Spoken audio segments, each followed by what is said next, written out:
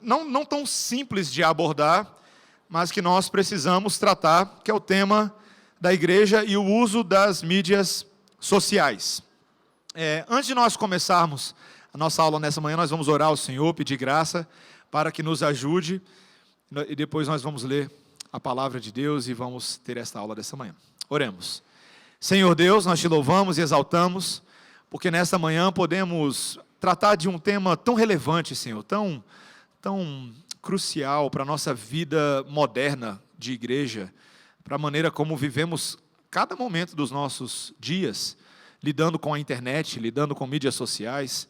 E queremos te pedir, Senhor, que o Senhor nos dê graça, para que tudo que ouvirmos aqui sejam boas recomendações, bons princípios, que não se apliquem somente a esse âmbito, mas a tudo na vida. Que os princípios da ética do reino de Deus, e não das nossas preferências pessoais, sejam aqueles que governem a nossa forma de pensar, de falar, de agir, nossos relacionamentos em sociedade, nossas responsabilidades como cidadãos do reino e cidadãos da terra. Ajuda-nos, Senhor, a sermos sábios, remindo o tempo porque os dias são maus e vivendo essa peregrinação para Jesus. No nome dele nós oramos. Amém. Amém. Vamos lá. Eu estou um pouco desatualizado aqui no meu slide, meus irmãos. Eu vou recomendar essas bibliografias, mas tem outras, tá? Todos os temas, quando a gente fala sobre comunicação no geral, não só mídias sociais, é sempre bom a gente ser respaldado em boa literatura, tá? Esses livros não são livros que eu estou colocando aqui que tratam diretamente hoje sobre teologia e mídias sociais, não são isso. Mas eles trazem vários dos princípios que nós vamos tratar nessa manhã, porque eles são livros que falam da relação entre o evangelho e a cultura pop ou a cultura moderna, tá? Então esse livro que o D.A. Carson organizou, chamado A Verdade, Como Comunicar o Evangelho a um Mundo Pós-Moderno. Esse livro é muito bom, ele é uma coletânea de artigos de uma conferência que aconteceu na Trinity Evangelical School em 1998. Os dois artigos iniciais são do Ravi Zacarias, que é um apologeta, e tem vários outros artigos muito bons. Esse livro é bem recomendado, tá? Você pode, inclusive, dar de presente para alguém. Cinema e Fé Cristã é um livro do Brian Godawa. Eu tive a oportunidade de conhecer o Brian Godawa através do reverendo Emílio. A gente teve um blog juntos lá nos Estados Unidos sobre análise de filmes. E o Brian Godawa, ele não é pastor, ele é um irmão em Cristo muito conhecedor da palavra, e ele é também um crente em Hollywood, ele é um roteirista de Hollywood, ele foi o roteirista do primeiro X-Men, olha que coisa legal. Ele é um irmão em Cristo nosso. Olha que interessante, você vai começar agora a querer assistir o X-Men com olhos redentivos, né? Já sei, né? Tá cheio. Dá lá uma olhada depois. Então, e outros vários filmes famosos. Esse livro que a Ultimato publicou, Cinema e Fé Cristã, Vendo Filmes com Sabedoria e Discernimento. Gente, esse livro é muito bom. Também vale a pena adquirir. Esse menorzinho do Francis Schaeffer, A Arte e a Bíblia, fantástica investigação histórica e de cosmovisão, que o Francis Schaeffer fala sobre a relação no mundo entre arte e Bíblia, tá? Muito bom. O reverendo Ronaldo Lidório escreveu um livro chamado Comunicação e Cultura. Ele é mais voltado para a antropologia missionária, mas ele tem muitos conceitos, principalmente os capítulos iniciais desse livro, muitos conceitos interessantes para a igreja do Senhor e para todas as pessoas. Esse livro é muito bom. O Max Stiles escreveu esse livro chamado Evangelização, que é um livro de evangelização, como o nome diz, mas também tem princípios legais para a cultura, e esse que eu sempre vou recomendar, eu não preciso nem de pretexto para recomendar esse último, tá? Igreja Centrada, do Tim Keller, é um livro que dá uma visão bem abarcada na relação de igreja e cultura, tá bom? Outros que eu não coloquei ali, eu quero fazer a recomendação de um livro muito bom, chamado Engolidos pela Cultura Pop, do Steve Turner. O Steve Turner é um jornalista britânico e ele escreveu um livro. Gente, pense num livro bom. É um livro da editora Ultimato, também da capa colorida, azul e laranja. E ele faz uma análise de vários elementos da cultura, como fotografia, comédia. Ele fala sobre stand-up comedy, ele fala sobre internet, mundo virtual, dispositivos digitais.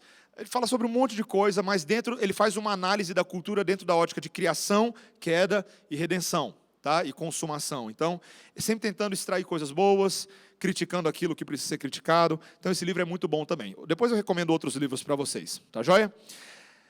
Vamos lá. Bem-vindo à Revolução Digital, as incríveis possibilidades do século 21. Quando nós falamos sobre os nossos dias, você precisa entender que essa expressão comunicação de massa ou cultura de massa, ou indústria cultural, são termos que descrevem a loucura que está acontecendo nos nossos dias.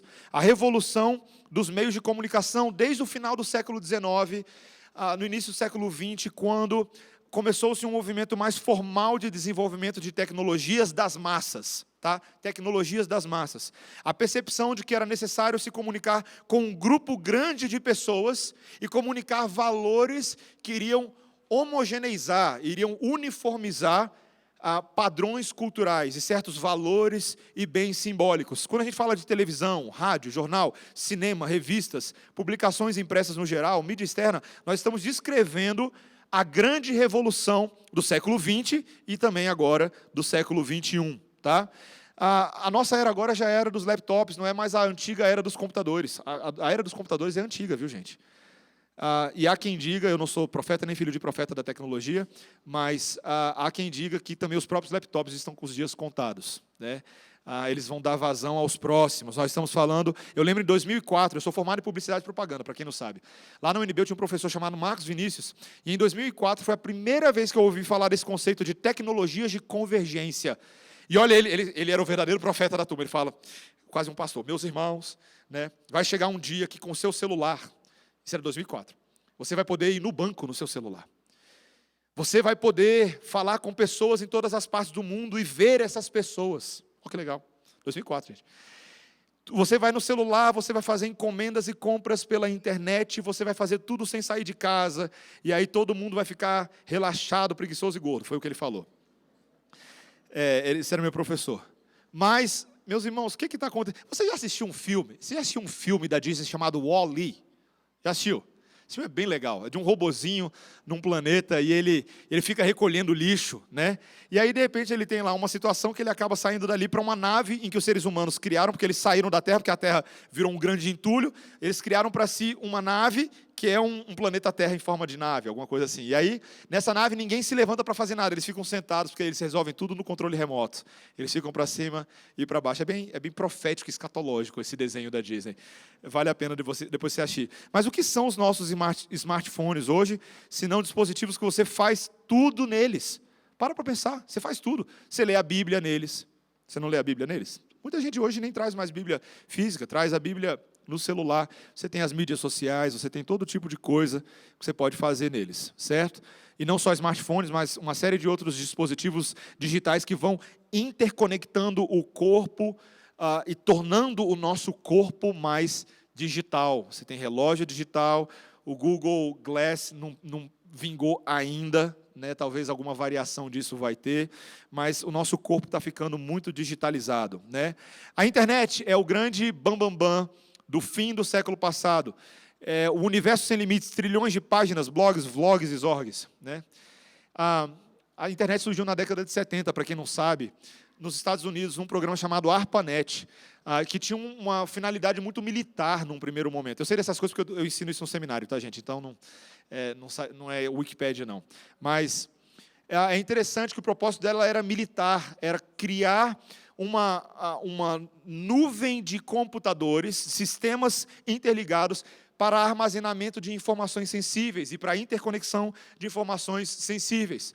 Mas logo criou-se portais para que isso fosse utilizado pelas universidades, pelos pontos acadêmicos. Então, nos Estados Unidos, isso começou a surgir e a comercialização e popularização disso virou o que virou hoje, principalmente na década de 90, com o aumento da velocidade da internet e a diminuição dos custos da tecnologia. Isso passou a ser acessível a ponto de todo mundo poder ter internet em casa, ainda que no início fosse bem discada e bem barulhenta, né?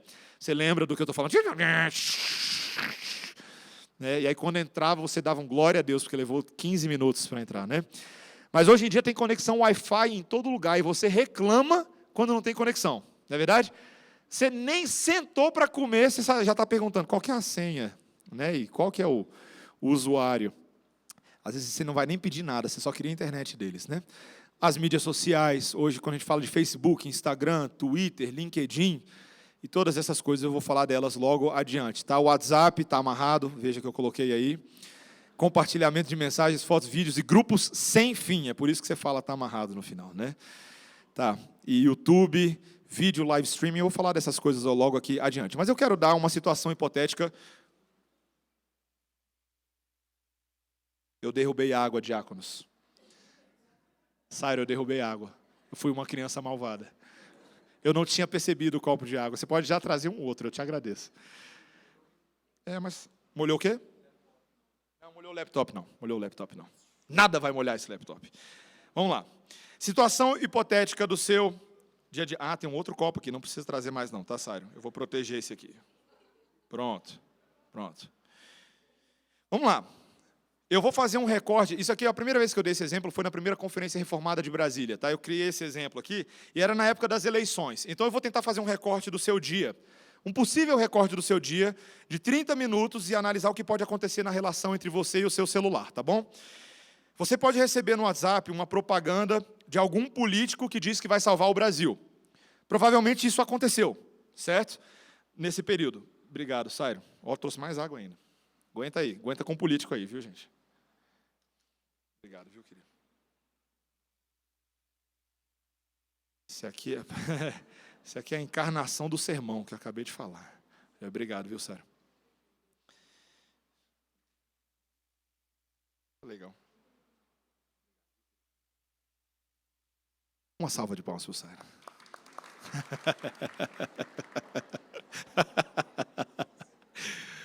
Vamos lá, então. Você recebeu no WhatsApp uma propaganda de algum político que diz que vai salvar o Brasil. Enquanto isso, a sua tia, ao mesmo tempo, está mandando para você um vídeo de um husky siberiano fofinho. Ou de uma sobrinha de 1 ano dela aprendendo a andar, ou uma sobrinha sua. Ao mesmo tempo, o grupo de futebol está tentando resolver o bolão da Libertadores. Mas está todo mundo te atrapalhando, porque, na verdade, você está tentando pagar uma conta que vai vencer no aplicativo do Banco do Brasil, enquanto ouve o último CD da Maria Rita no Spotify. Mas, de repente, no meio de tudo isso, um amigo lembra para que serve esse negócio de telefone e ele te faz uma ligação no seu celular. Gente, uma ligação no seu celular. Quem usa celular para isso hoje em dia? Você não atende só de raiva, abre o aplicativo do Facebook e posta uma foto com cara de chateação gospel e um textão sobre como é uma falta de respeito que alguém tenha a ousadia de te fazer uma ligação telefônica em pleno século XXI. Seu post viraliza e em questão de minutos é compartilhado no Twitter, no Instagram, no Badu e até no Google+. E se depender, até ressuscita um Orkut para fazer isso. Até que alguém na sua legião de seguidores sugere, é tu que devia se candidatar. O país está precisando de um líder que nem você, que fala o que precisa ser falado. E você se empolga com a ideia, e quando percebe, em menos de 30 minutos do seu dia, você está seriamente considerando a possibilidade de ser o próximo presidente da República Federativa do Brasil. E ainda grita, tudo posso naquele que me fortalece. Você percebe o que está acontecendo com as pessoas? Tem mais coisa acontecendo hoje no mundo virtual em 30 minutos do seu dia do que aconteceu na sua vida inteira. As pessoas estão mais perdidas que azeitona em boca de banguela. Não sei se você já tinha ouvido essa antes, mas não tem reflexão, gente. Não tem entendimento. A gente faz porque está todo mundo fazendo. E muitos vão dizer, mas essa agora é a realidade inescapável. Esse é o espírito dos novos tempos, a velocidade da informação. Mas isso vai gerando sobrecarga. A incapacidade da gente processar tudo de uma única vez e a igreja, inevitavelmente, vai entrando no bojo. Nós não sabemos muito bem o que é ser sal da terra e luz do mundo, num mundo assim, num mundo que às vezes é mais virtual do que tátil. Mas ainda temos o chamado, a vocação de Deus, de comunicarmos, sermos luzeiros no mundo numa geração de hiperconectados, de gente que não desgruda dos seus dispositivos, dos seus videogames. Tem um site muito legal, você pode entrar depois, o nome dele é Mashable, com sh.com. E eles fazem várias análises bem interessantes sobre a mudança nos padrões de vida hoje das pessoas, por conta das tecnologias, das novas tecnologias, né? E aí existe uma premissa armadilha, e essa é a premissa armadilha em que nós estamos entrando. Se a igreja também não for altamente ativa e engajada, acompanhando a evolução da comunicação em nossos dias, jamais seremos capazes de alcançar essa geração hiperconectada. Será mesmo, meus irmãos? Será que é isso? Será que é isso? Será que a gente tem que simplesmente ceder e ceder e ceder? talvez não seja bem assim. Mas antes da gente entrar no mérito, vamos fazer uma rápida panorama e análise das mídias e redes sociais, tá bom? Vamos lá, conceito. O que é uma rede social? Uma rede social é uma estrutura social composta por pessoas ou organizações conectadas por um ou vários tipos de relações que compartilham valores e objetivos comuns. Pareceu bem genérico, né? Mas é porque é genérico mesmo. Rede social não é só Facebook ou é só Instagram. Rede social é um conceito maior do que isso. São estruturas verdadeiramente sociais e que vão gerando novas formas de relacionamento. No caso das redes sociais, o que é muito interessante delas é que elas propõem relacionamentos horizontais e não hierárquicos entre os participantes. O que quer dizer isso? Em vez de ser uma estrutura onde as coisas aqui embaixo só acontecem pela gestão e autoridade de pessoas que vão gerando e interferindo diretamente nessa comunicação, as mídias sociais permitem muito mais horizontalidade, igualdade e não hierarquia entre os participantes. Eu vou qualificar tudo isso que eu estou falando em breve, tá bom? Breve histórico, 2004, marco das redes sociais com o lançamento do Facebook nos Estados Unidos, e Orkut já estava tendo impacto no Brasil. O Orkut foi um pouco antes. Quem aí usou Orkut, hein? Olha, multidão de pecadores. Né? O Orkut é interessante, porque o Facebook, no primeiro momento, teve muito impacto nos Estados Unidos, mas o que pegou no Brasil foi o Orkut, e pegou de jeito, né? Tá doido, rapaz. A quantidade de pessoas que rapidamente começou a se envolver em comunidades do Orkut. Eu lembro que eu participava de uma comunidade de calvinistas reformados da Jaula, só faltava o da Jaula no final, né? Não tinha no nome não, mas era interessante, foi assim, eu vou contar um segredo para vocês, isso não estava previsto não, mas vocês acham que o presbítero Charles Green, ele é só o presbítero Charles Green, né? Mas ele era o calvinista brasileiro, meus irmãos. Ele fazia e acontecia nesses fóruns de calvinista lá, ele e o Isaías Lobão e mais uma outra sequência de hereges lá, era muito interessante o impacto. Eu nem conheci o Charles pessoalmente. Charles, cadê Charles? Tá ali. Ele está lá atrás? Tá. Eu acho que eu conheci o Charles, de fato, em 2006. E ele já era um mito, meus irmãos. Ele tinha cabelo também. Mas esses conceitos começaram a surgir. Posts, curtida, né? O like, é a mãozinha do Facebook. O conceito de comunidades e fóruns de assuntos comuns, de assuntos compartilhados. Tanta coisa séria quanto coisa de brincadeira. 2005 foi o momento do YouTube a marcar presença. Uma rede de compartilhamento de vídeos. Videoblogging, né, que o pessoal chama, depois, posteriormente, também live streaming, os antigos blogs agora também poderiam ser videográficos, cheio de grafismos e uma série de outras coisas, as postagens do pessoal. Tá? 2006, o Twitter, a ideia de microblogging, atualizações pessoais hoje em dia são até 280 caracteres, a Paula Lobão me lembrou disso, não é isso, Paula? É isso, né? Mas antigamente eram 140 caracteres. Mas é que o pessoal tinha muita coisa para dizer, né? Não dava só 140. Mas o Twitter, cada uma dessas redes sociais alcançando também nichos específicos dentro da sociedade. Tanto divisões que a gente utiliza até na comunicação, como classes A, B, C, D e E dos públicos-alvo, quanto outros tipos de perfis também, tá bom?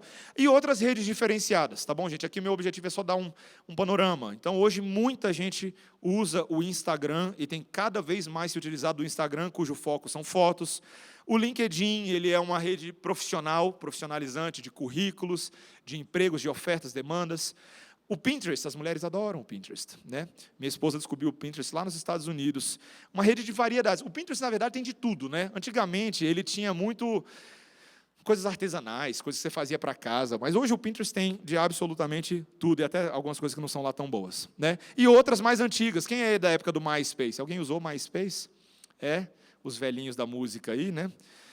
O Google+, que nunca decolou, Google+, Badu, Snapchat e outras coisas são exemplos dessas redes sociais. Agora, algumas características mais específicas, tá bom? Essas redes digitais, muitos teóricos têm dito que elas representam o verdadeiro homo digitalis. Eu não sei se você já ouviu essa expressão antes, mas não é só um homem que usa iPhone e tem Apple Watch, não é isso não. É gente que está pensando de uma forma diferente. Gente que está se comunicando, a forma de comunicação das pessoas tem migrado. Veja, você hoje não fala mais com pessoas no telefone numa conversa em tempo real, você manda mensagem no WhatsApp. E por mandar mensagem no WhatsApp, o ritmo da conversa, aquilo que você fala, a possibilidade de você deletar aquilo que você falou ou não, isso muda a maneira como nós temos nos comunicado e a maneira como nós pensamos. É uma verdadeira, veja, os profetas da tecnologia falavam da formação de uma nova cultura cibernética. E é verdade, esse mundo virtual, essa cybercultura, ela tem as suas próprias dinâmicas. Muitas coisas delas são, eu diria, positivas, tá? Por mais que a minha análise hoje possa pegar bem pesado com algumas coisas, mas eu não quero que você tenha uma visão exclusivamente negativa. Muita coisa é boa que está acontecendo, inclusive em prol do Evangelho, em prol do reino. Mas certamente também tem muita coisa que precisa ser criticada e analisada. Então, por exemplo, hoje, uma das características dessa cybercultura do homo digitalis, é a experiência compartilhada. É a ideia de que você pode integrar texto, imagem e som, e fazer a sua experiência ser cada vez mais forte para outras pessoas. Antigamente, a pessoa ia na sua casa e ela falava, deixa eu ver um álbum de fotos. Você ainda tem álbum de fotos? Você tem? Então, é super gostoso a ideia de você mostrar um álbum de fotos. Eu e Débora ainda gostamos muito de fazer isso. Mas, hoje em dia, você tem um porta-retrato digital na sua casa, que fica passando, eu não sei se você tem, mas muita gente tem, fica passando vídeo e foto em slideshow, né? Então, agora é um vídeo, é uma história que está sendo contada. O próprio conceito de timeline que você tem hoje no Facebook, a ideia é de contar história. Todas aquelas coisas que estão aparecendo ali contam a sua história, e contam a história de outros para você. E você está vivendo essas histórias em tempo real. O reverendo Emílio, que é muito melhor do que eu nessa área, ele já escreveu muito sobre isso, e um dos artigos que ele escreveu para a Fides, ele fala justamente que esse é um aspecto muito interessante que a tecnologia digital capturou, as mídias sociais capturou, da maneira como Deus construiu o homem. De fato, Deus construiu o homem para ser um homem de histórias. A Bíblia é um livro de história compartilhada, não é verdade? Já leu o livro de Salmos? O que o livro de Salmos é, senão uma timeline de Deus naquele saltério, e que ele vai compartilhando as experiências e a doutrina que nós precisamos aprender, aparenta e se apresenta na forma como Deus trata o homem, e como o homem se expõe diante de Deus. Então, isso em si é muito interessante, essa característica, e isso vicia muita gente, a gente gosta desse tipo de coisa. Democratização da opinião. A ideia de que agora todo mundo pode dar pitaco. Todo mundo pode ter a liberdade de dizer o que pensa e falar as coisas. Isso aumentou a interatividade entre, por exemplo, nichos da sociedade que antes não dialogavam, agora dialogam. Porque até o presidente do país tem Twitter. E você tem Twitter. Veja como eu sou tão parecido com o presidente. Mas é interessante, as pessoas elas têm a sensação de acesso a celebridades, a instituições. Por quê? Porque elas partilham de alguma coisa em comum. Eu não sei se você já teve a experiência de escrever para alguém que você admira muito, um escritor, um autor de um livro, que você jamais achava que ele iria responder, e de repente, pimba, ele te responde. Já aconteceu isso com você? Tem um grupo que eu admiro muito chamado Take Six, é um grupo a capela, muito bom. E eu sempre os admirei. E o meu sonho era poder ter algum contato com eles. Até que um dia eu encontrei que eles tinham páginas pessoais no Facebook. Eu falei, quer saber, eu vou escrever. Vai que, né? Questão de 5 minutos depois, um deles me respondeu. Gente, eu me sentia o homem mais importante do mundo, né? E foi muito legal, porque quando eu e Débora fomos assistir um show deles nos Estados Unidos, depois de tudo isso, ele me reconheceu num show. Quando a gente foi falar, eu falei, rapaz, olha a tecnologia. Então, a participação comum em assuntos, em temas e em interações é uma característica ampliada das mídias sociais. Acesso à informação, de forma geral, alta disponibilização de dados, conforme as características das diferentes mídias sociais e também a velocidade dessas informações. Eu nunca esqueço, vocês lembram quando teve aquele avião que pousou no rio Hudson, lá nos Estados Unidos, lá em Nova York, que um piloto fez um milagre, né? O cara conseguiu pousar o avião na água sem perder uma vida, e inclusive virou um filme com o Tom Hanks, né?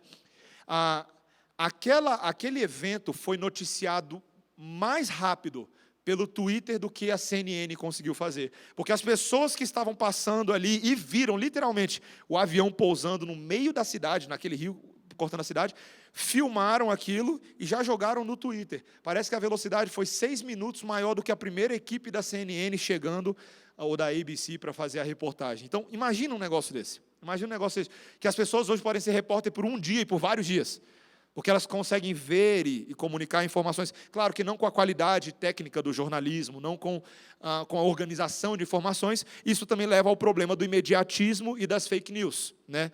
As notícias falsas, os boatos. Aqui, eu fiquei assustado nas últimas eleições. Meus irmãos, eu nunca tinha visto tanta fake news na minha vida como eu vi nessas últimas eleições. Porque as pessoas agora estão produzindo notícias falsas propositadamente. Não é só aquele telefone sem fio que deu errado. Não. É gente botando notícia falsa mesmo para confundir. E aí a gente passa a ter uma grande incerteza da veracidade das informações. Certo? As mídias sociais são mídias imagéticas. Elas permitem a construção de uma imagem. Veja, eu não estou falando só de uma imagem visual. Imagem mais como um conceito, a ideia do visual mais as virtudes que você diz a respeito de você mesmo. Aquela ideia de você projetar uma versão de si para o mundo. Seja essa versão próxima da realidade, de quem você é, ou não. Ninguém fica, muitas vezes, conferindo se você está falando a verdade das coisas, ou mesmo as suas opiniões a respeito de si mesmo. Você vai projetando a sua imagem. E eu queria dar um exemplo de como, por exemplo, isso levou a uma nova revolução sexual. Eu estava lendo alguns autores neocalvinistas holandeses falando sobre isso, fazendo uma análise muito interessante de aplicativos hoje que você pode... Deixa eu achar minhas notas aqui. Aplicativos hoje que substituíram os antigos modelos de flerte social. Antigamente, uma pessoa ela poderia fazer amizades e relacionamentos com amigos, saindo com eles, né, indo para o cinema, fazendo coisas. Mas hoje em dia nós temos todo um novo universo de aplicativos como esse do Tinder, que torna a intimidade muito mais rápida e dá a falsa sensação de intimidade também com pessoas com base em fotos. Eu estou aqui procurando uma informação. Achei. O Steve Turner, no livro dele, Engolidos pela Cultura Pop, ele faz uma análise muito interessante. Ele diz que teve uma pesquisa na Inglaterra com quase 900 pessoas, entre 16 e 24 anos de idade, que descobriu que 80% dessas 900 pessoas já utilizou um celular ou site para alguma forma de contato sexual. É mais fácil ser promíscuo online do que fora da rede. 53% já usaram câmeras para sexo virtual e 1/3 já praticou sexo virtual com estranhos. Ou seja, a nova tecnologia permite novas formas de adultério que antes jamais seriam possíveis. Para pensar nisso. É como se fosse assim, o povo já era adúltero no coração antes, mas agora a coisa ficou ampliada, a coisa ficou muito complicada. Ele até comenta que existem aplicativos como esse, o Tinder e outros, que conectam pessoas com preferências sexuais particulares, até mesmo consideradas bizarras ou depravadas, mas que podem estar próximas geograficamente de vocês. Esse é o nosso mundo hoje, irmãos. E para não ficar tão tristonha, coisas tão triste, o apelo pecaminoso é mais generalizado, é mais simples, é um apelo à vaidade, é um apelo ao narcisismo, é o apelo a você ser o centro do universo, e a sua experiência precisa ser sempre contrastada e comparada com a experiência dos outros, para você identificar se você é feliz de verdade. E aí, nós temos um aumento da depressão, um aumento da insatisfação, da angústia, em níveis que a gente nunca viu antes. Conceito de postagem. E essa aqui é coisa minha, tá? Eu entendo que a postagem, na verdade, é uma extensão do uso da nossa língua por meio dos nossos dedos. Penso, logo, posto. É isso que as pessoas fazem hoje. Depois que, para mim foi uma descoberta, eu me achei o homem mais inteligente do mundo. Eu fiquei pensando assim, se isso é verdade, e me parece verdade em vários níveis, eu vou mostrar para vocês, a gente poderia pegar todos os versículos que se aplicam à língua na Bíblia e substituir só para fins de brincadeira pela palavra postagem. Posto. A postagem é mundo de veneno. No muito postar há tropeço. O livro de Provérbios, então, tiraria a gente do Facebook automaticamente. Mas por que eu estou falando isso? Porque é verdade. A gente age muitas vezes com postagem da forma como a gente age com a nossa língua. E a gente angaria problemas para a gente de todas as ordens. A gente tem opinião sobre tudo, então foi uma coisa que eu falei.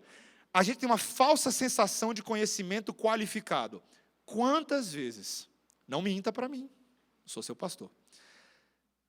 Quantas vezes você, para não perder um debate no Facebook, você estudou naquela hora para tentar responder a pergunta?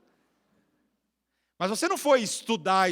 Você entrou no Wikipédia e você viu a primeira coisa que falava sobre aquilo e foi lá e soltou aquilo daquele jeito. Nem se deu o trabalho de colocar entre aspas, nem se deu ao trabalho de dizer que foi um outro que disse, você transformou aquilo em opinião sua.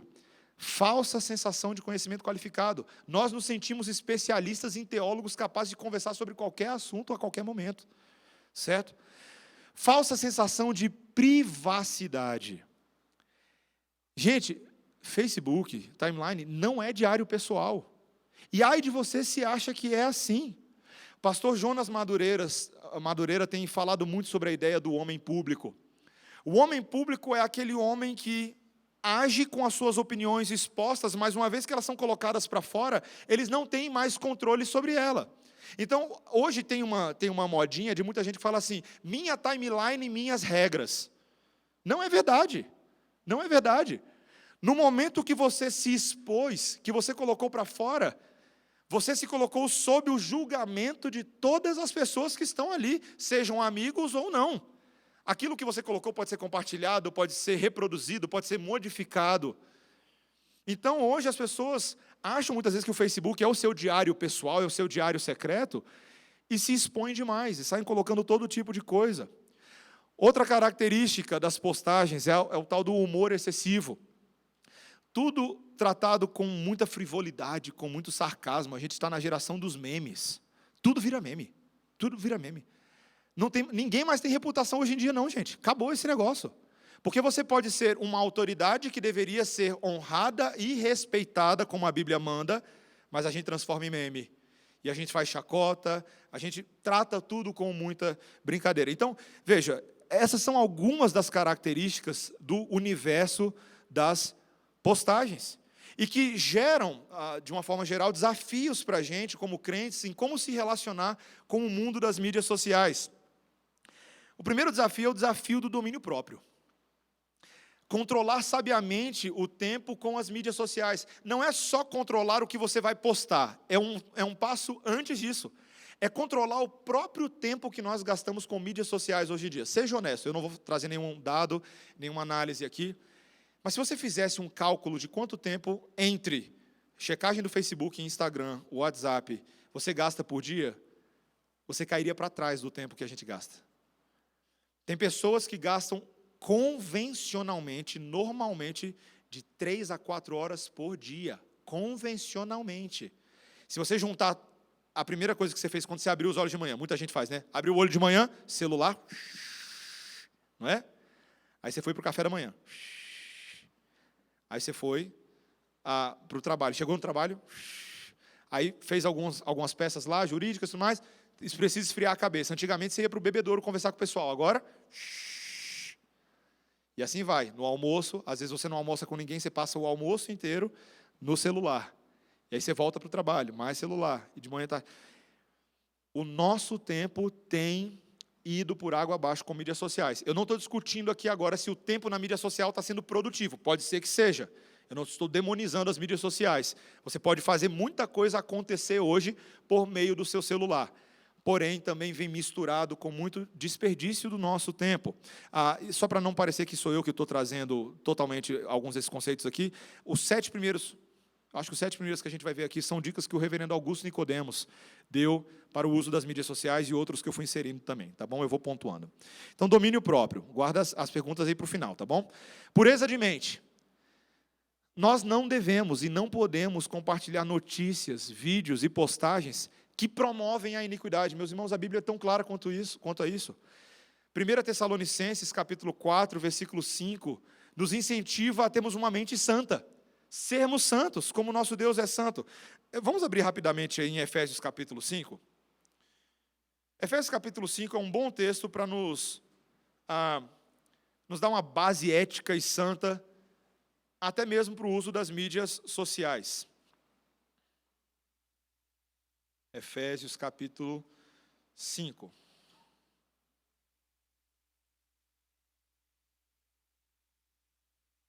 Paulo disse assim: sede, pois, imitadores de Deus como filhos amados, e andai em amor como também Cristo nos amou, e se entregou a si mesmo por nós como oferta e sacrifício a Deus em aroma suave.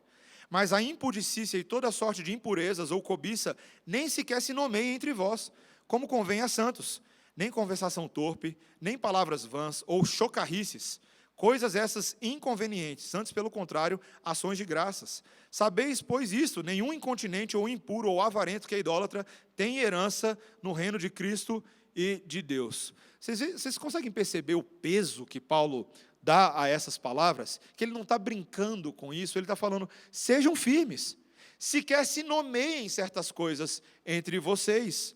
Isso não é princípio só para as mídias sociais, isso é princípio para toda a nossa vida, para toda a pureza que devemos buscar. Sensatez, número 3 ali, sensatez. Não dê crédito a tudo o que você lê e vê. Gente, não cai nessa.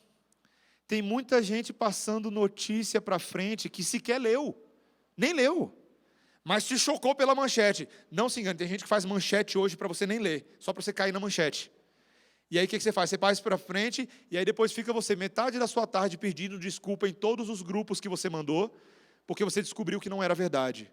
Você não leu bem, você sequer compartilha da opinião daquele que colocou lá. Aí você fica lá pedindo desculpa, tentando apagar coisa que já não pode mais ser apagada, porque você só tem um limite de quanto tempo no WhatsApp para apagar mesmo? 7 minutos. 7 minutos para ver a burrada. Depois, já era. Não dê crédito. Eu posso até falar uma coisa? Nem leia tudo que chega para você. Muitas vezes você não tem tempo para isso. Tem coisa que você já começa a ler e fala: eu não tenho tempo para isso, eu não vou ler. Qualifique, priorize grupos e assuntos. Eu sei que nós temos entre nós, não vou dar spoiler não, vou chegar aqui na frente. Olha lá. Sobriedade. Sobriedade. Não desnude a sua vida em público, gerando intimidade online em áreas que deveriam ser reservadas para esferas pessoais. Gente, posso falar uma coisa para vocês? Vida íntima de marido e mulher é vida íntima de marido e mulher. Quando você posta certas intimidades, e eu diria até momentos, tá? Certos momentos que você tem com o seu marido, com a sua esposa, você está expondo uma coisa que Deus fez para ser curtida não pelo mundo, mas por vocês dois e por Deus apenas. Saibam disso, isso é muito importante. Isso, veja, eu só preciso falar uma coisa extremamente importante nesse momento, tá? Nada do que eu estou falando aqui, gente, nada, absolutamente nada, é palavra encomendada para ninguém aqui da igreja. Saibam disso, tá? Não fique achando: o pastor viu ontem, eu sabia. Miséria. Não. Na verdade, o pessoal até reclama. Uma vez me falaram assim: não, pastor que é pastor tem que ver o que o pessoal está postando no Facebook e no Instagram. Eu nem tenho tempo para isso, gente. Eu tenho lá uma conta de Instagram que, infelizmente, eu não uso e que 2 anos atrás me gerou uma dor de cabeça terrível. Que alguns dos irmãos vão lembrar aqui como foi constrangedor isso. Algum hacker de internet pegou uma conta que eu não usava e saiu metendo pornografia nela, num domingo à tarde. Confesso para vocês, para pregar naquele domingo à noite foi difícil. Porque é isso que acontece. Nós temos que ter sobriedade, porque o pessoal hoje, infelizmente eu ainda tenho essa conta até hoje, e eu não uso até hoje, então vai acontecer de novo se eu não fizer alguma coisa. Alguém me ajuda a desfazer aquela conta que eu tentei e não dei conta. Mas é que eles fazem isso, né? Você sabe que eles fazem de uma forma que não é fácil você desfazer as suas contas online. Já tentou fazer isso? Já tentou desfazer uma conta de Facebook? Já tentou desfazer uma conta de Instagram? É um caos. Eles fazem tudo para você não desfazer, e você não sabe para quem escrever, como resolver, enfim. Vamos lá. Não desnude a sua vida em público, tá? Tem coisas que são muito íntimas. Cuidado com essa falsa sensação de diário privativo. Cuidado com isso, cuidado. Paciência, agora vamos entrar numa outra área. Paciência para, citando o reverendo Augusto Nicodemos, abre aspas, para lidar com comentários, opiniões e críticas de pessoas que não têm educação, bom senso, mancômetro, ou qualquer condição de manter um diálogo ou participar de um debate de forma inteligente e cortês. Eu não poderia dizer melhor do que o reverendo Augusto Nicodemos disse ali, por isso que eu coloquei entre aspas. É verdade. Paciência. Mídias sociais demandam extrema paciência. Você vai ter todo tipo... Você não é proibido de mexer com mídia social, mas mídia social tem todo tipo de temperamento e personalidade e gente que fala o que vem na cabeça. E você vai precisar de muita, muita, muita paciência. E detalhe, se não tem paciência, nem use. É verdade. Porque demanda isso de você. Tito, capítulo 3, versículo 10, ele fala sobre aquelas pessoas que gostavam de contendas infindáveis, de genealogias infindáveis, e ficam caçando pelo em ovo. Meus irmãos, cuidado, cuidado. Você precisa filtrar muito bem a conversa. Sabedoria. Eu falei de paciência, mas sabedoria. Não se precipite em responder e reagir a provocações. Se tem coisa que acontece em mídia social, é provocação. Eu vou... Cadê? Ela está aqui. Cadê? Léo Melo, está ali? Carol, você está ali? Carol, eu vou te expor, mas com carinho, tá bom? Fica tranquila, tá? Nossa irmã Carol, há um tempo atrás, ela sabe disso porque é bem público, então eu não estou falando nada que não seja conhecimento dos irmãos da igreja. Carol colocou um excelente post sobre a questão do aborto nas mídias sociais, no Facebook. O post foi muito bom. Mas, meus irmãos, foi caos na terra, né, Carol? Porque, de repente, eu não sei nem se ela esperava isso ou se ninguém esperava isso, aquele post dela se tornou o post mais famoso do Facebook em questão assim de horas, porque todo mundo, gente que não era da timeline dela, o post era público, né, Carol? Ele estava aberto, então gente que não era crente, gente com viés político, gente com viés sociológico, começou a entrar na timeline, botar opinião e partiu para o lado pessoal rapidamente. As pessoas não tinham nenhum critério, transformaram a coisa em briga pessoal. E eu fiquei muito feliz, porque os nossos irmãos que foram em defesa da Carol ali nas mídias sociais tentaram fazê-lo de uma forma sábia, sem levar a coisa para o lado pessoal, porque tinha muita gente que queria briga, tinha muita gente que queria ver o sangue ali. Meus irmãos, não há fim pacífico para briga comprada, com insensatos e contenciosos. A Bíblia diz isso por A mais B em vários textos. Cuidado com o homem contencioso. Cuidado, Paulo faz referência a 2 no livro de Timóteo, que eram homens que saíram da igreja assim, brigando com todos. Cuidado com gente insensata. E eu digo mesmo, com todas as letras, evite absolutamente certas discussões. Gente, tem coisa que não merece o seu tempo. Não merece. Passa por cima. Evita. Não entra. De verdade. Você acredita no que eu estou falando? Não faça isso. Não gaste o seu precioso tempo jogando, muitas vezes, pérolas aos porcos. Sabe por quê? Porque tem porcos que vão se voltar contra você e comer você inteirinho. É isso que eles vão fazer. Esses dias eu vi um meme. É um meme, gente. É engraçado. Alguém falou assim... É um meme, tá? É uma brincadeira, gente. Comer é muito bom. Nessa vida você deve comer de tudo. Coma, coma, coma, coma. E se alguém disser que você está ficando gordo, coma ele também. Tem gente na internet que existe para comer você. Ele só faz isso. Você já ouviu a palavrinha chamada troll? Você sabe o que é troll? O que é um troll? Alguém sabe me explicar o que é um troll? O que é um troll? Sabe? Pode explicar. É um provocador sistemático. Ele só entra num post ou numa discussão para fazer o quê? Para jogar fogo na lenha e ver o circo pegar fogo. Ele vai compartilhar opiniões e coisas que nem é o que ele pensa. Nem são coisas que ele pensa. Mas ele vai fazer isso só para ver até onde você vai. Não merece o seu tempo, gente. Evite esse tipo de coisa. Tem temas e tópicos que a gente não deve se envolver. Ah, pastor, mas tem espaço para evangelização virtual? E como tem? Eu não quero dar nenhuma visão de mídias sociais para vocês que ignore os inúmeros benefícios das mídias sociais. Se você hoje tiver a oportunidade de sentar com o pastor John Piper, se um dia você tivesse a oportunidade de sentar com John Piper, você vai ver que há 15 anos atrás, ele entendeu que Deus estava dando um chamado para ele muito específico de compartilhar o que ele estava fazendo na internet. E o que o John Piper e outros autores têm feito, no caso do John Piper eu digo, porque muitos dos livros dele em inglês, na internet, são totalmente gratuitos. Os e-books são totalmente gratuitos. Quantos ministérios hoje colocam e-books gratuitos para você ter acesso nas mídias sociais? A Fiel, a Monegismo, a Pilgrim e outros fazem tudo isso. Botando material para você poder fazer proveito dessas coisas. As mídias sociais podem ser muito bem utilizadas. Mas não caia na armadilha de achar que a apologética bíblica está restrita ou apenas condicionada ao mundo virtual. Gente, até 30 anos atrás não tinha nada disso. Nada disso. E o Senhor Jesus Cristo continuava pregando o seu santo evangelho pela igreja, sem internet. O mundo não depende da internet para ser um mundo comunicativo. O evangelho não depende da internet. Você pode fazer isso com todos os métodos que o Senhor Jesus Cristo te deu no passado, por meio de Pedro, quando ele falou, estando sempre prontos para dar razão da esperança a todo aquele que te perguntar. E pode ser falando ao vivo mesmo, viu? Não precisa ser só virtualmente. Saiba disso. Humildade. Reconheça o seu lugar. A democratização virtual não te transforma automaticamente em teólogo ou especialista de nada. Se você não tem nada para falar, não fale. Não fica tentando parecer inteligente, não fica tentando parecer o calvinistinha do momento. Não faça isso. Tem muita coisa que você vai só observar, você vai aprender, você vai ler. Mas se você não tem nada a dizer, não invente moda. E tem muita gente que está mentindo aí na internet, viu? Construindo imagem que não é verdade, dizendo que leu o livro que não leu, dizendo que conhece autor que não conhece. Cuidado, você está sendo incentivado a projetar uma imagem que não é verdadeira. Você não é aceito por aquilo que você diz que você é. Você é aceito porque o Senhor Jesus Cristo decidiu te justificar com o sangue do Cordeiro. É assim que você é aceito. Você é aceito por Deus primeiro e depois aceito pelos seus irmãos. Cuidado com as fotos. Tem que falar isso, não tem como, gente. Seu corpo pertence ao Senhor para a honra, não para a desonra.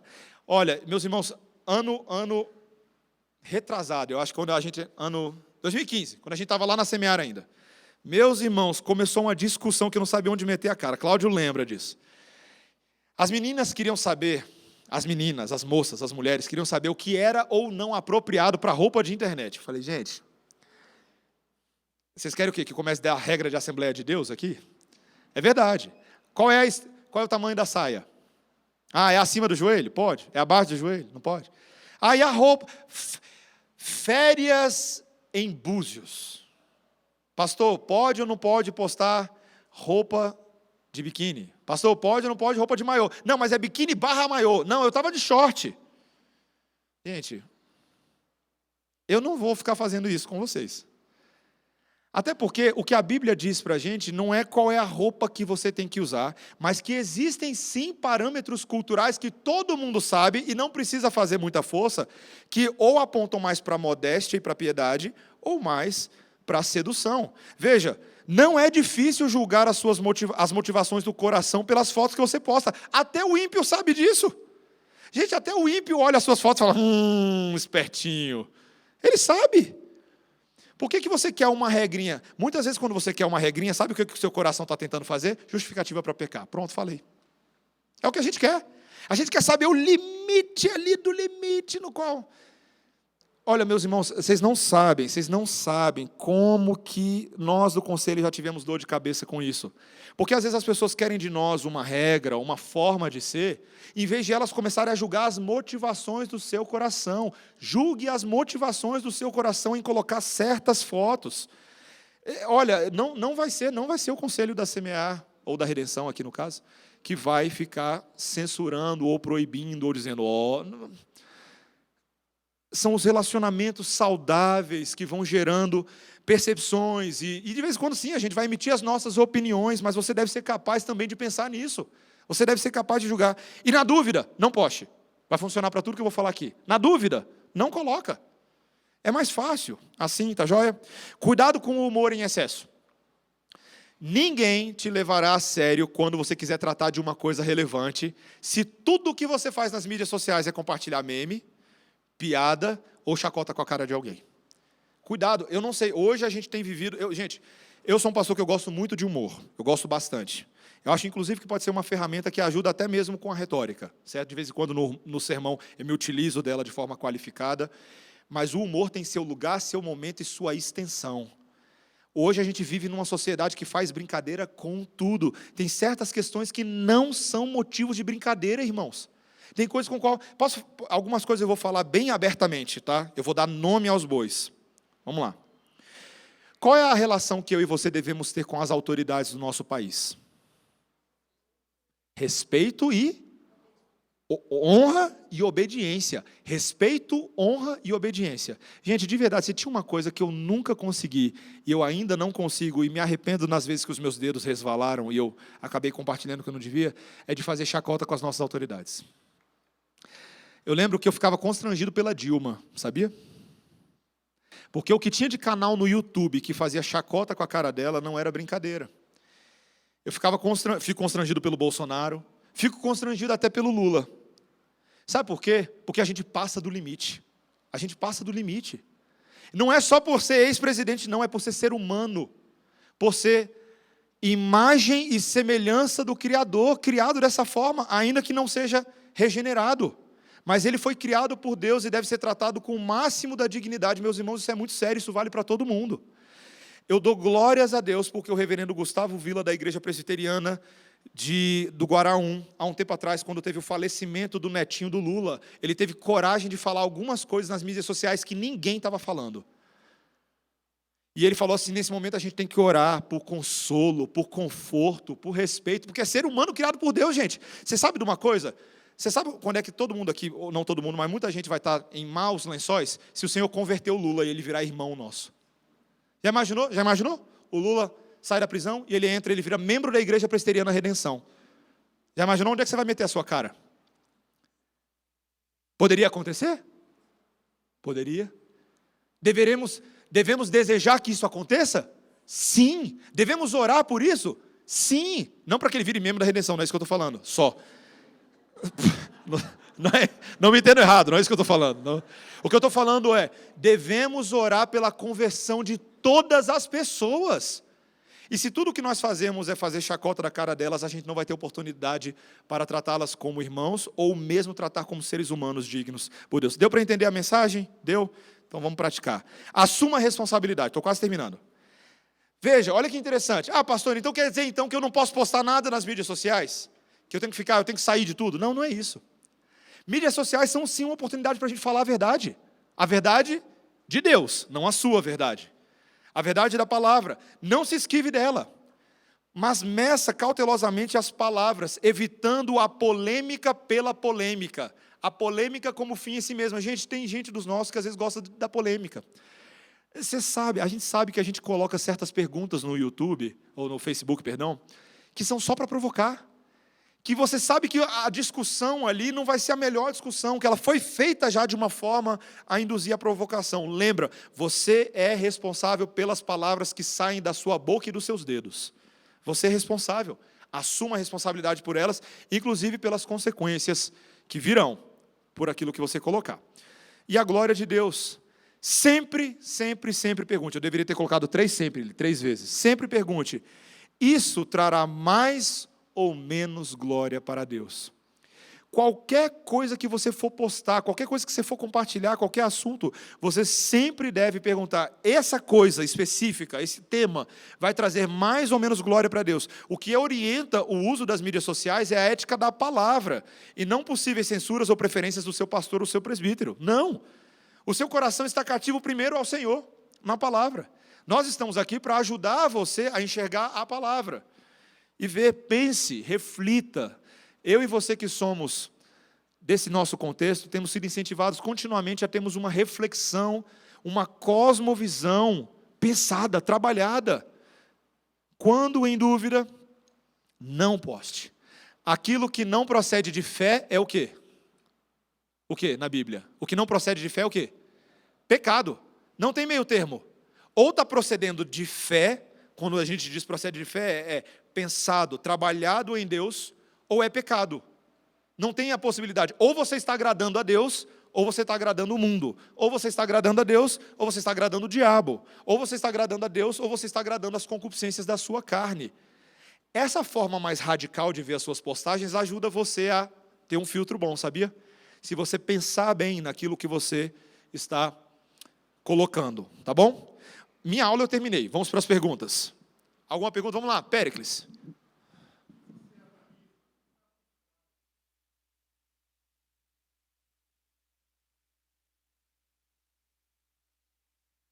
Achincalhar as autoridades?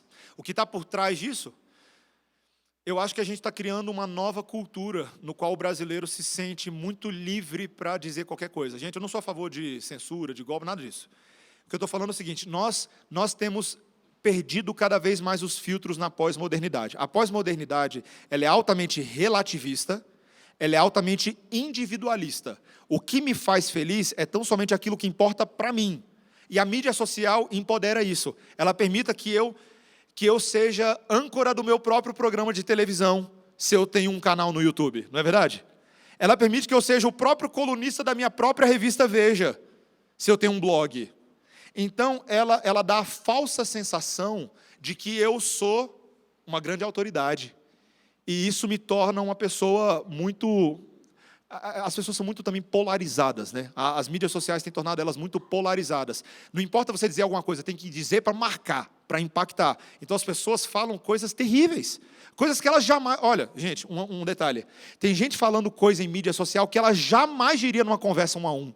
Sabia disso? Na conversa 1 a 1 ela é tímida, reclusa, ela tem medo, ela se esconde, mas no mundo social ela é um leão. Ela é um verdadeiro maluco do Facebook, dando opinião sobre tudo, porque ela tem a falsa sensação de privacidade, de que ela está atrás do computador dela, de que ela está atrás do celular dela, que ninguém está vendo a cara dela naquele momento, e ela se sente no direito de dizer qualquer coisa. O Cláudio tem um acréscimo aqui também.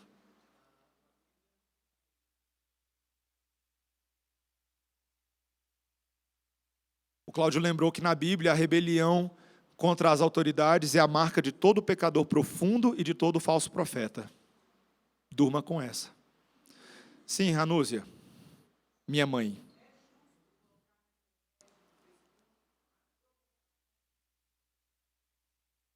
Provocações teológicas?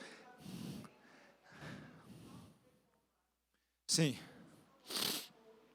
A palavra provocação tem que ser muito bem qualificada. Eu creio que existe uma dimensão pecaminosa, mas existe uma dimensão apologética. Por exemplo, a palavra de Deus diz que muitas vezes a apologética ela ocorre na confrontação de ideias. Quando você confronta a falsa ideia com a verdadeira ideia. Paulo fez isso sem pecar. Ele sabia conversar com Félix, ele sabia conversar com os atenienses, provocando eles, instigando eles a considerar coisas que eles jamais deveriam acontecer, jamais pensavam, perdão, eu estava pensando em outra coisa, desculpa. Coisas que eles jamais pensavam, mas que eram novas categorias que eles precisavam considerar. Então, essa é a boa provocação, a provocação apologética. Agora, tem muita boa provocação que desvirtua em má provocação. Gente, honestamente, tem muita briguinha de calvinista e arminiano na internet que você não deveria estar gastando o seu tempo, tá? Porque são provocações baratas, é troca de farpas, é troca de... Tá?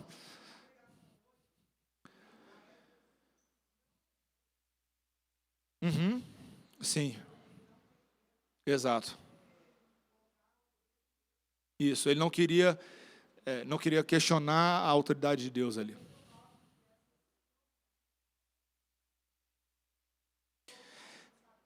Só provar que eu sei mais. Infantilidade de internet, né? Aquela ideia de assim, eu quero provar que agora que eu descobri o calvinismo. Mas veja, a gente tem que ser muito, muito balanceado nisso, porque, meus irmãos, tem gente que acaba falando, o pastor disse que eu não posso ter discussão teológica na internet. Não é isso. Você pode ter boas, inclusive eu acho até que eu não sei se vocês compartilham dessa ideia, as conversas que eu tinha na época do Orkut, por causa do sistema de comunidade, eram mais proveitosas do que eu vejo hoje no Facebook, por causa do modelo de comunidade. Você tinha moderadores, você tinha uma forma mais organizada da coisa acontecer, né, dos posts acontecerem. Hoje em dia está muito, muito solto, né? Muito solto, não tem moderação nenhuma. Sim, seu Jaéder. Depois eu...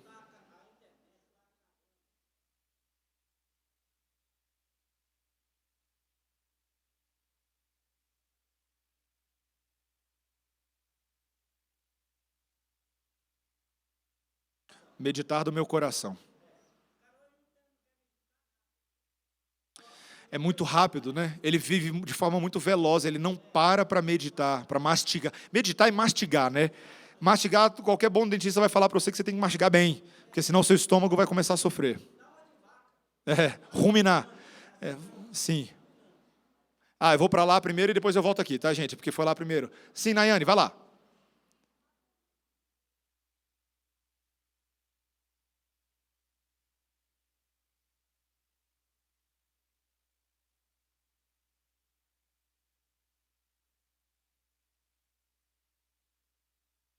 Café com açúcar é melhor.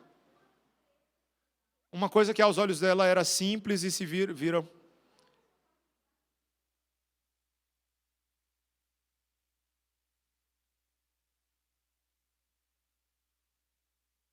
Sim.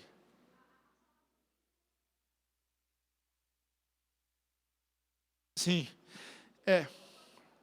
parte desse problema, Nayane, é porque justamente como as mídias sociais, a pergunta dela é, como é que você faz, pastor, naquele caso que você colocou uma coisa super simples, tipo café com açúcar no café da manhã, tá? Aí aquele post virou, e eu vou usar a linguagem dos jovens agora, né? Virou uma treta, né? Sabe o que é uma treta? É quando a coisa perdeu o controle, virou um assunto complicado, e até na igreja a coisa chegou de forma complicada. Veja, Nai, parte disso é porque a gente tem que lembrar que a gente não tem controle das coisas que a gente posta. Se a gente traz para o mundo público, a gente tem que saber que as implicações públicas vão correr à revelia do nosso controle, mesmo que você marque só os seus amigos. O mundo público é assim, por isso que o primeiro princípio é responsabilize-se por aquilo que você posta. Eu creio que tem momentos que se o post desvirtuou do propósito original dele, deleta o post. Simples assim, acabou, não tem mais brincadeira. Né? O pessoal levou para uma outra área que não tinha nada a ver com o que você achava que seria. A maioria dos posts não acontece isso, a gente sabe, né? As pessoas até conseguem respeitar a natureza do nosso post, mas se café com açúcar virou Bolsonaro contra Haddad, alguma coisa está muito errada. Alguma coisa está muito errada. Então, deleta. Tira fora. É uma dica, tá? Mas é difícil mesmo, tá? Agora ali, o Vitor. Grande Vitor.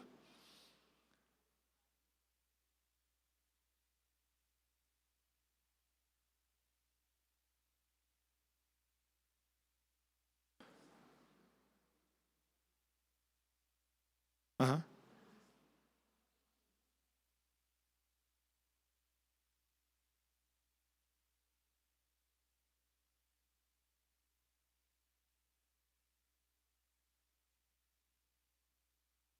Aham. Tá, você está falando então que as igrejas hoje usam o entretenimento como uma ferramenta delas. Eu estou falando, a pergunta dele, ele está falando como que as igrejas usam o entretenimento, e hoje há um excesso de entretenimento, tanto nas mídias sociais quanto nas igrejas. E aí, como que a gente julga isso, né? O que você quer dizer com o entretenimento das igrejas?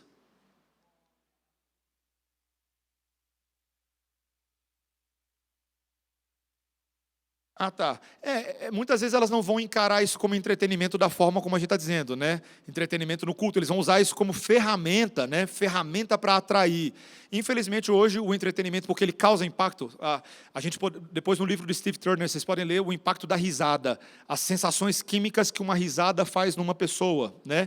Então, quanto mais a sensação de prazer você tiver, mais parece legitimar aquela experiência que a pessoa está tendo. E por isso as igrejas se utilizam de recursos de entretenimento. Jogo de luz, fumaça, música que se assemelha a determinadas músicas que você ouve na rádio e te dão a sensação de um mantra, a sensação de... Tudo isso a gente poderia colocar nessa categoria de não só de entretenimento, mas de técnicas psicológicas de comunicação para dar a sensação de hedonismo, a sensação de prazer, mas que muitas vezes não se configura com a experiência da palavra, é uma falsa sensação de prazer. Então a gente precisa reconhecer que isso acontece. As mídias sociais, elas são sim uma ferramenta. Hoje à noite os irmãos vão ver claramente que a gente tem utilizado cada vez mais as mídias sociais. A ideia é como você usa as mídias sociais. O problema não é você estar nas mídias sociais, é como que você usa. Como que você usa seu site, como que você publica, qual é o conteúdo, o propósito, a natureza daquilo. Então eu acho que é possível pegar os nossos princípios bíblicos e aplicar para as mídias sociais também. Aqui na frente tinha um, Péricles.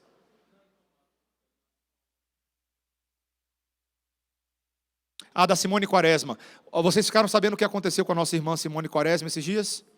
Não sei se vocês ficaram sabendo, a Simone Quaresma, ela é uma colunista, blogueira de sites cristãos. Ultimato, se não me engano, a Simone também? Ultimato? Não, Ultimato não. Gospel Coalition, a Coalizão do Evangelho.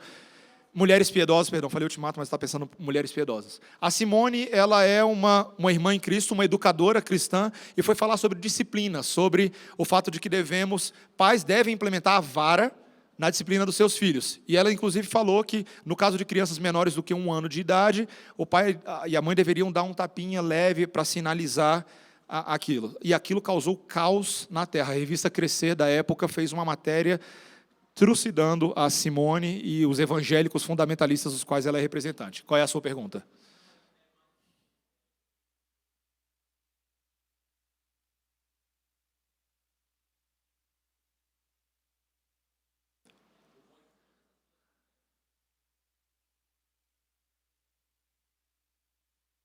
Sim.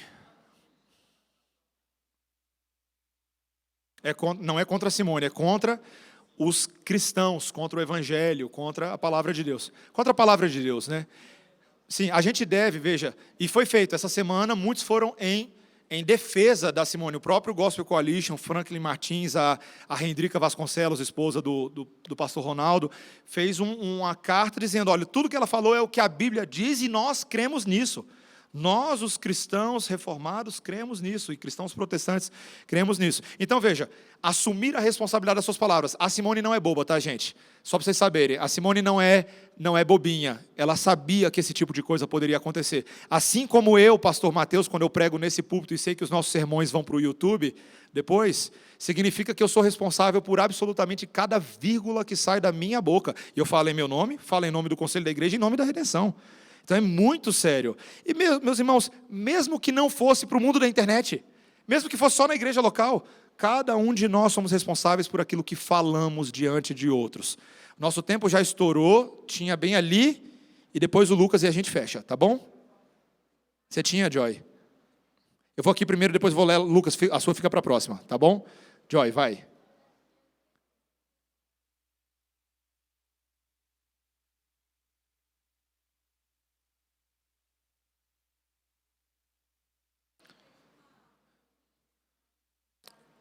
O Iago Martins fez um vídeo sobre várias curiosidades teológicas.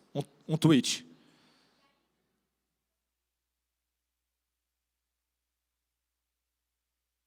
Sim. Não tem sido incomum, viu? Infelizmente, eu diria, não deveria ser assim, mas vários irmãos, pastores e teólogos têm uma vida de redes sociais muito ativa. E no muito postar há tropeço. Não tem como, gente. Uma hora você vai falar aquilo que não deve. Então, tem se retratado, né?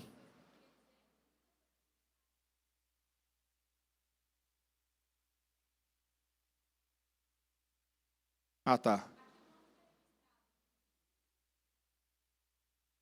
Uhum.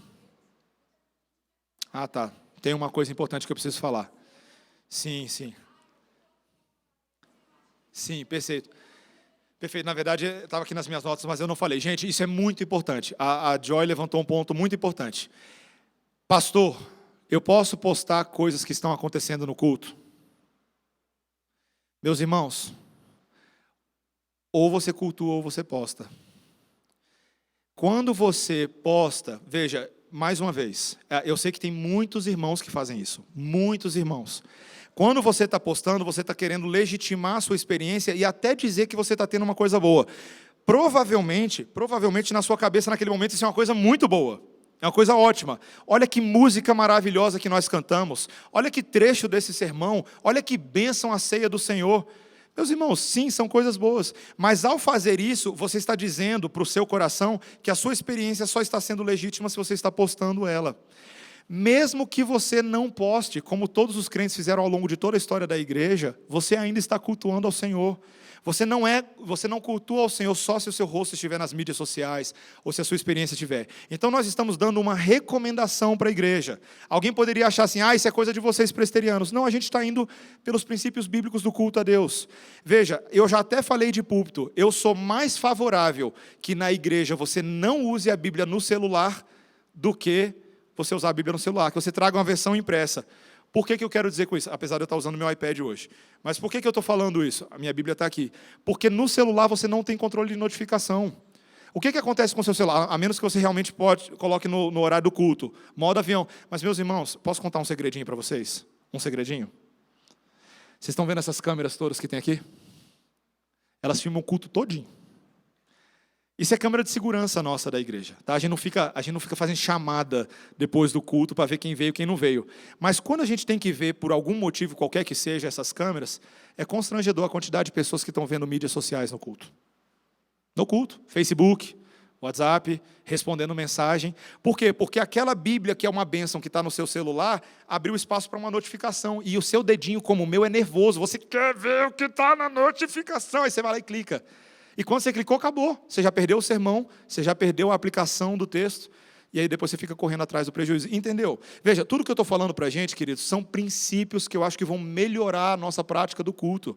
Então, evite isso, evite. Sabe por que você pode evitar? Porque já tem alguém programado da igreja, numa escala de comunicação, para filmar o culto e registrar momentos. Você sabia que todas as músicas que estão no culto, eu não esqueci a música, eu precisava filmar, você pode ouvir depois. Estão no canal do YouTube, estão no Facebook. Por quê? Porque a gente sabe que o culto não deve ser confundido. Você sabe por que a gente não transmite o culto pela internet? Todo mundo pergunta isso para a gente. Porque a gente não quer dar a impressão para as pessoas de que ela pode ficar sentada confortavelmente no sofá de casa, assistindo o sermão. Não é a mesma coisa. Deus nos elegeu para sermos igreja presencialmente um dos outros. Mas o irmão estava em viagem. Ele estava em outro país, por que a gente não transmite para ele? Ele assiste depois, no canal do YouTube, ele procura uma igreja lá na Alemanha, onde ele está, lá em Recife, onde ele está, em vez de ficar assistindo o vídeo do YouTube, ou do Augusto Nicodemos pela internet. E a última irmã ali.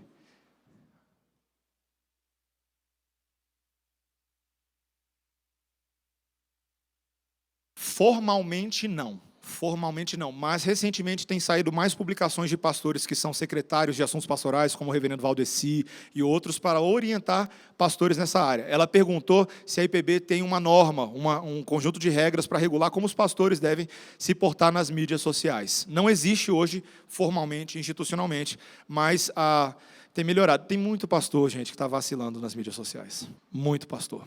Que está postando o que não deve, se envolvendo em brigas. Tem pastor que está sendo demitido de igreja por causa de mídias sociais. Aos montes, porque eles expõem a igreja deles, eles expõem a si mesmos e não têm domínio da sua língua. E quando a igreja descobre que o pastor não tem domínio de si, ela se pergunta, por que ele é meu pastor?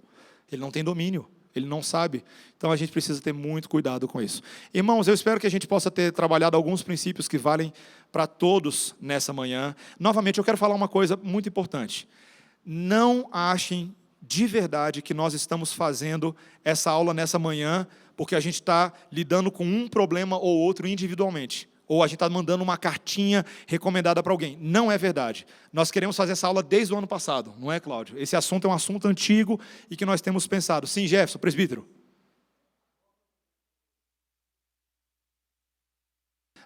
Obrigado, presbítero. Último, é importante falar isso. Quando você identifica erros de pessoas nas mídias sociais, ou pelo menos coisas que você julga que não são adequadas, como que você deve proceder? Pode ser muito constrangedor às vezes, não é verdade? Veja, o problema das mídias sociais é que tudo fica muito público, mas você ainda deveria seguir os passos de Mateus 18, versículos 15 a 20. Qual é a primeira coisa que você deve fazer? Busca aquele seu irmão privativamente, separadamente, converse com ele de forma afável, de forma calorosa, não simplesmente para tratar um problema, mas para demonstrar preocupação genuína por aquela pessoa, por aquela irmã, por aquele irmão que por acaso tenha postado alguma coisa. Faça isso. Não exponha ele primeiramente para outras pessoas, sequer para o seu pastor. Não faça isso. Isso não é bíblico. Primeiro você vai ter com aquela pessoa.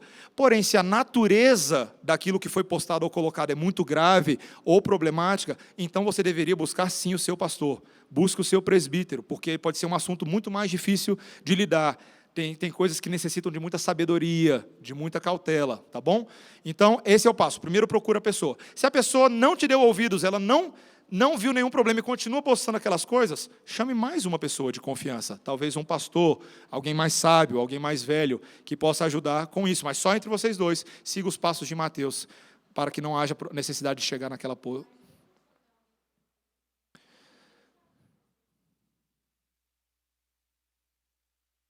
Se não é pessoa que se você não conhece, de forma alguma, se você não tem nenhuma intimidade nem para chegar falando, eu diria que você deve ou procurar o pastor, ou você deve procurar um amigo em comum, um irmão ou um familiar daquela pessoa, um familiar, tá?